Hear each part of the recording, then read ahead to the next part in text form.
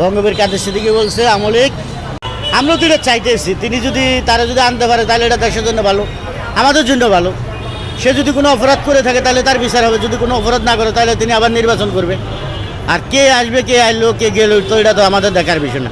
বাংলাদেশে প্রশাসন আছে, সেনাবাহিনী আছে, বিজিবি আছে, গোয়েন্দা বাহিনীর লোক আছে, হাইকোর্ট আছে, সুপ্রিম কোর্ট আছে, জজ কোর্ট আছে, তারা এগুলো তদন্ত করবে। তদন্ত করে যদি তিনি যদি অপরাধী হয়ে থাকে তাহলে তার বিচার হবে, যদি অপরাধ যদি না করে তাহলে তাদের বিচার হবে না। দেখছে না বাংলাদেশের জনগণ, দেখছে না কি তিনি কি করছে না করছে। 2096-তে ক্ষমতা হয়েছে, 96 থেকে বাংলাদেশের বিরুদ্ধে ষড়যন্ত্র শুরু করছে। 96-তে এলাকার ভিতর যে কটা চেয়ারম্যান নাম্বার হয়েছে প্রত্যেকটা আমলিকে তো ডিক্লেয়ার দিয়ে নিয়ে গেছে। জানেন 2009 সালে যে নির্বাচন হয়েছে, 9 সালের নির্বাচনের পরের থেকে 4 সালের ওই 21 আগস্ট গ্রেড হামলা মামলার এই সাইনবোর্ড ব্যবহার করে কিন্তু এই 17-18 বছর ক্ষমতা ছিল। আর 4 সালে যে গ্রেড হামলা হয়েছে তার প্রধান আসামি ছিল কে? প্রধান আসামি ছিল কে? সেনাবাহিনী, বিজিবি সবাই তদন্ত করে কারেগা করছিল। মুফতি হান্নানকে কেন ওই বিচারের আগে ফাঁসি দেওয়া হলো? আর ওই মামলার সাথে যে নির্দোষ একটা বেড়া, যার মেরুদণ্ড হাড্ডি ভেঙে বেড়াইছে, যে বেড়ারে মেরে পঙ্গু বানায়া যারা লন্ডন পাঠাইছে, কেন তার ওই মামলার সাথে জড়িত হইল?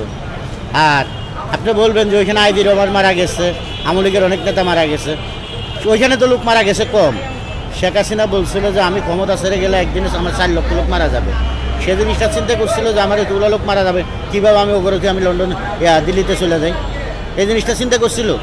তা এই জিনিসটা যে চিন্তা করতে পারে না, তার নেতা কর্মীদেরকে সে কতটুকু ভালোবাসতে পারে আপনি চিন্তা করে দেখেন। আর তাহলে ওই গ্রেড হামলাটা কে চালাইতে পারে?